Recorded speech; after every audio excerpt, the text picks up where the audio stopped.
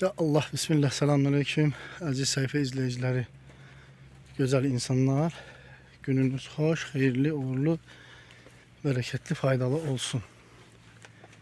Sizler için buradan çekip paylaşmak istedim Pavlonia sahəsindən.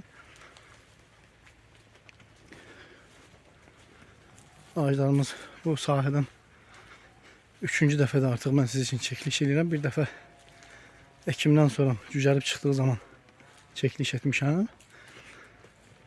Bir dəfə də bir ay yarım kadar öncesi, 50 gün falan bundan öncesi çəkiliş etmişəm.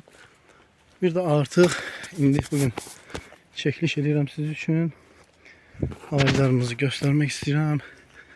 Ağaclarımız çok güzel, çok mükemmel. İnkişafı, boylanması. Bak böyle bu çeşitleri super hibrit Shantung M1 çeşitlerini yalnız Azerbaycan'da bizden elde edebilirsiniz. İsteyen müşterilerimiz bizimle əlaqə saxlasınlar. Bu super hibrit çeşitlerden biz onlara verək. Allah bütün zəhmətkeşlərə xeyirli, bereketli, uğurlu, faydalı eylesin.